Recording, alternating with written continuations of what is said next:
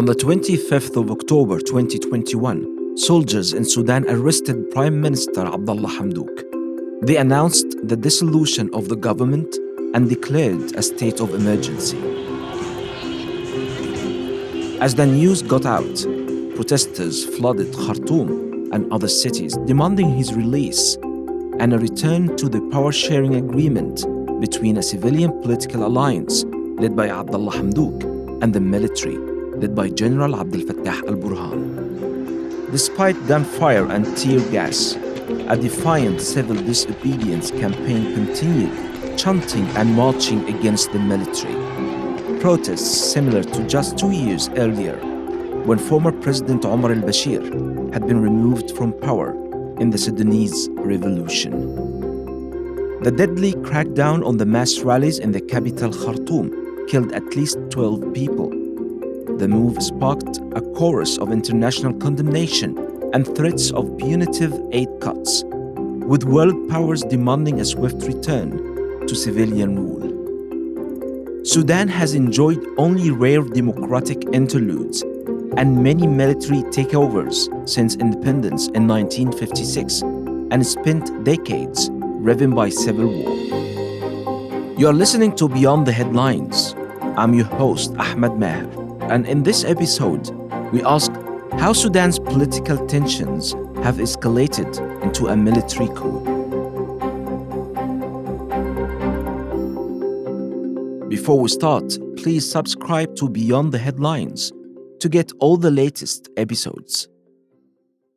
For weeks before the coup, the army and civilian politicians in Sudan were on a war footing.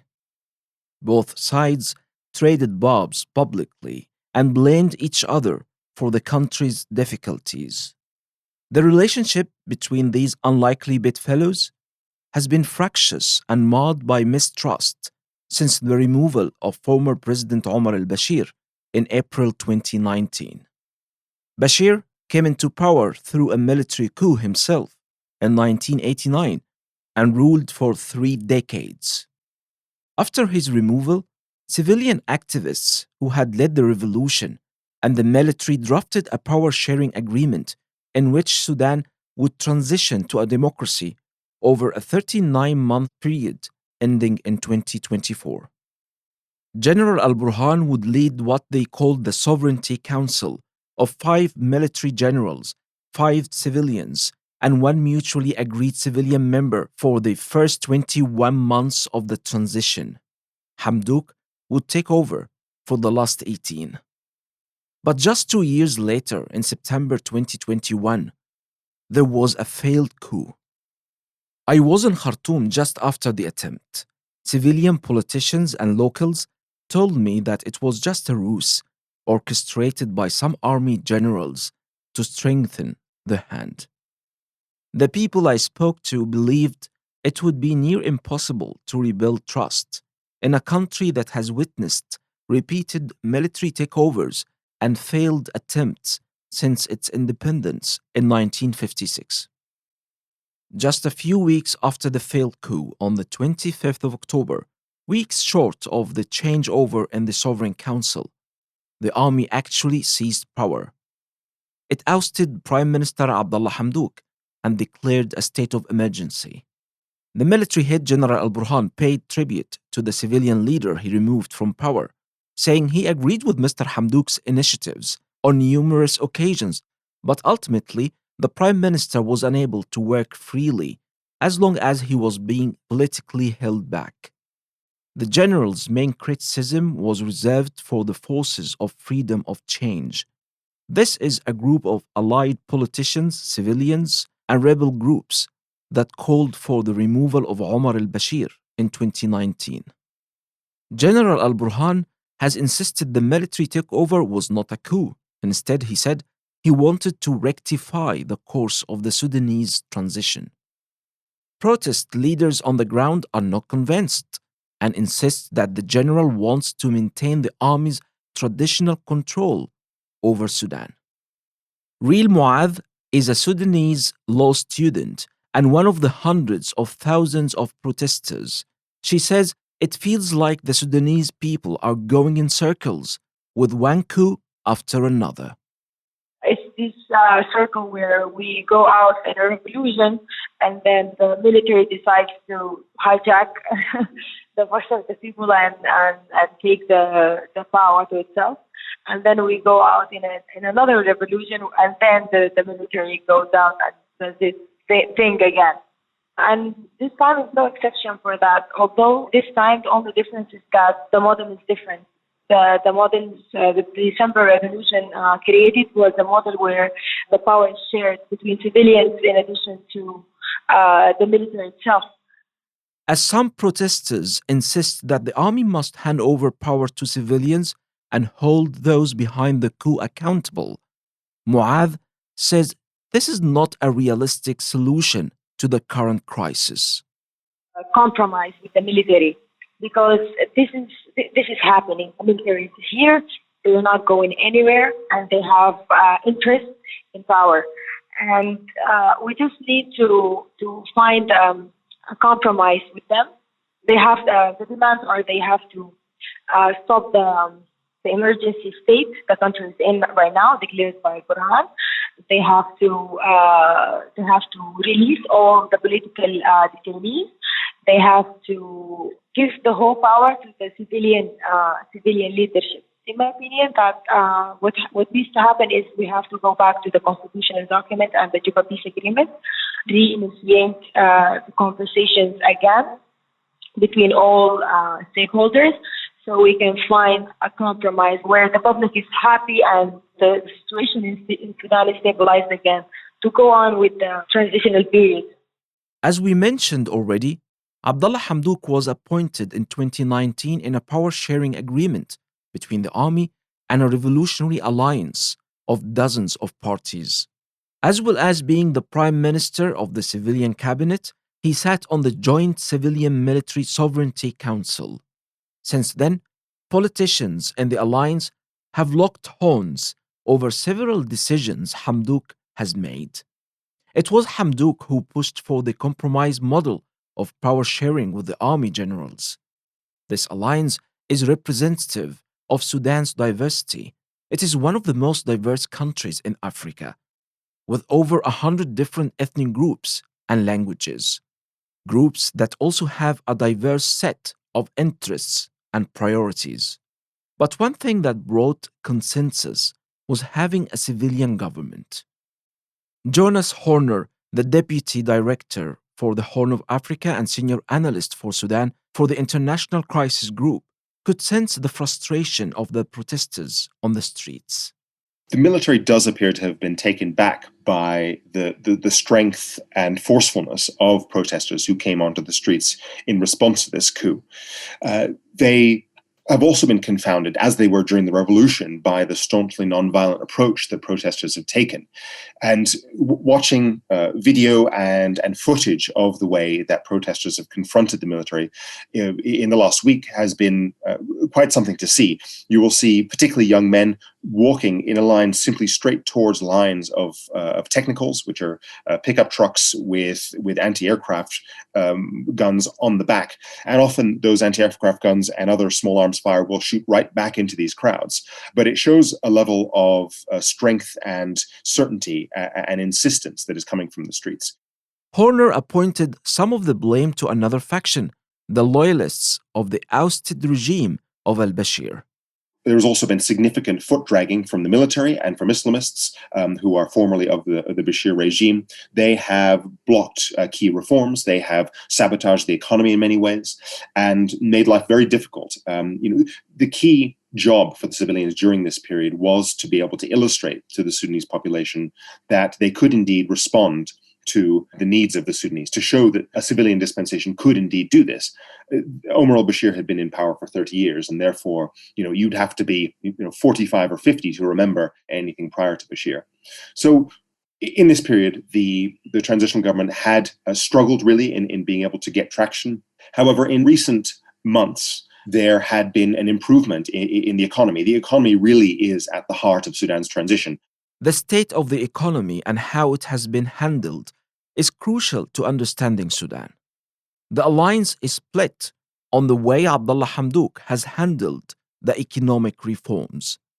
Until he was removed by the military, Mr. Hamdouk ran the country's transition as a former World Bank economist, laser focused on repairing the ties to international bodies that can help bail the country out, pushing through deep reforms he hoped would solve the country's financial woes.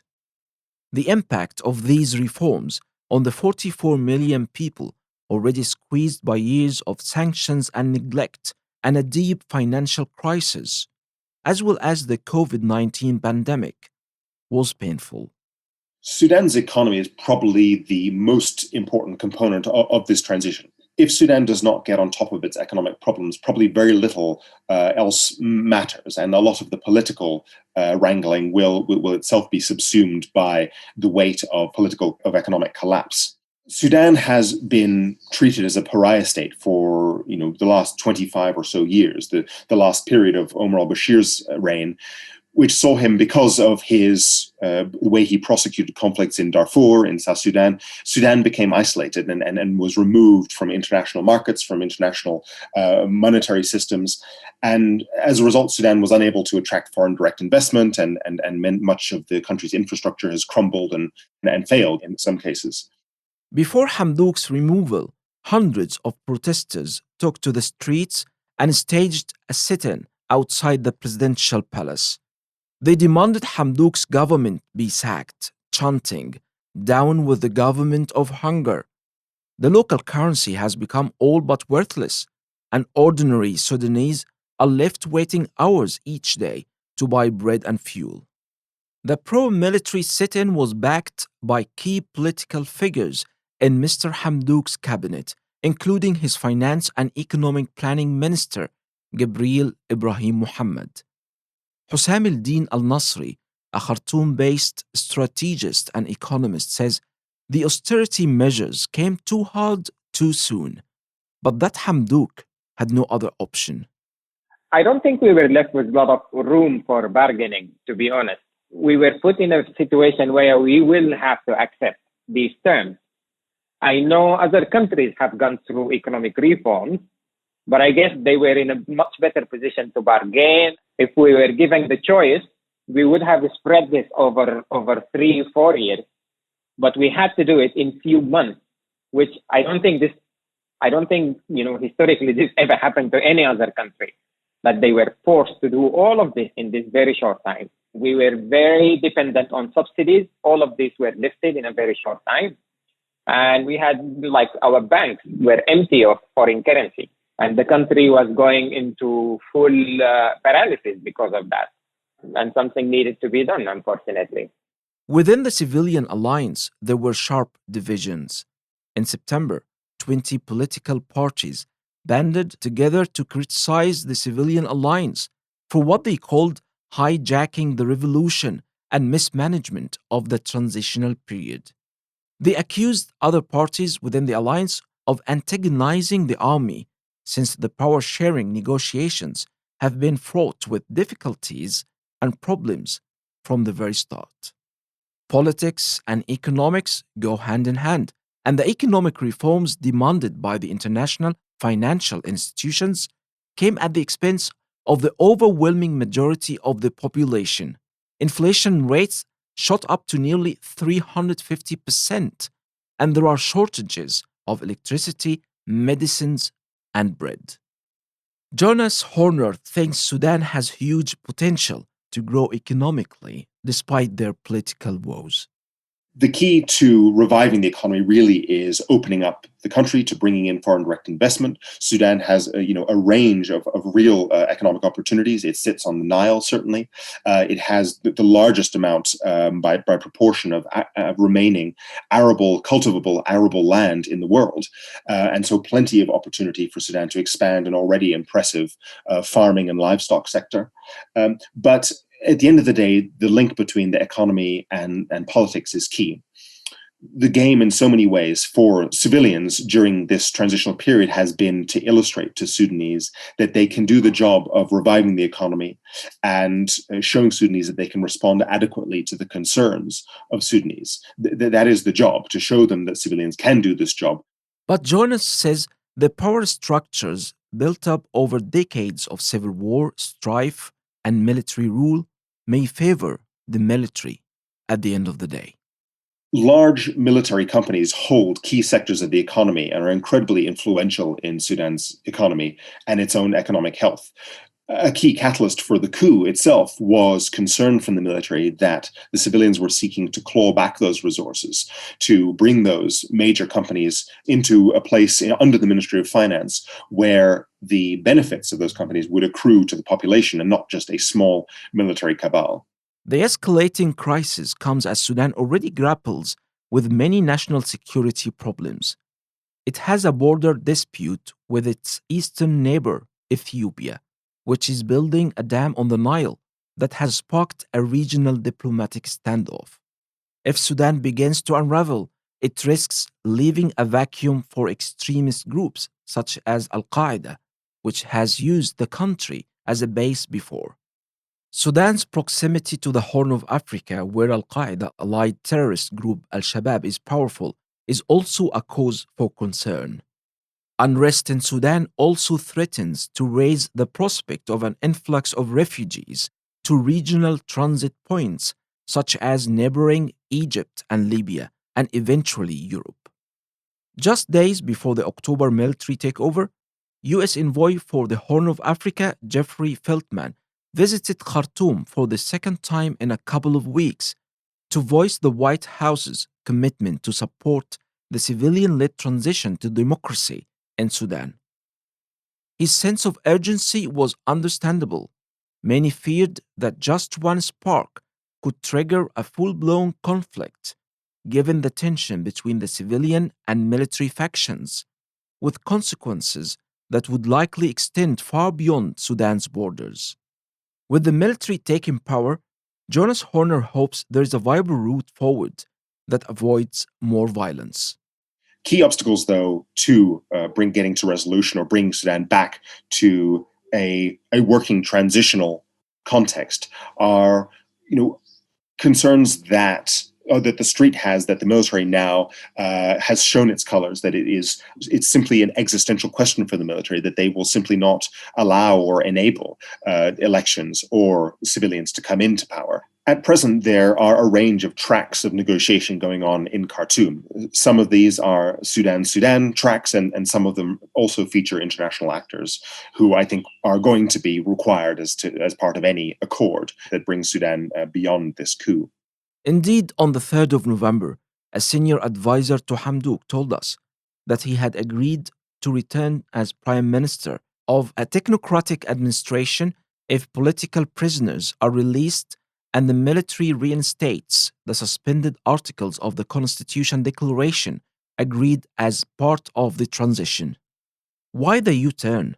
The exact reasons remain to be seen. But the military is facing mass protests in the streets and a general strike.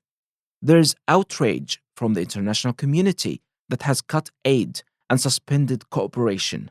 And all of this while they still face a dire economic situation. There may simply have been no other viable route forward. General Al-Burhan has told the country that he wants a non-political civilian government of experts to continue the transition, but under the final say of the military. Exactly what the next administration looks like, whether Hamdouk will indeed lead it, and if that will at all ease anger on the streets, remains to be seen. You've been listening to Beyond the Headlines. I've been your host, Ahmed Maher. To get all the latest episodes of Beyond the Headlines, click on the subscribe button on your podcast app.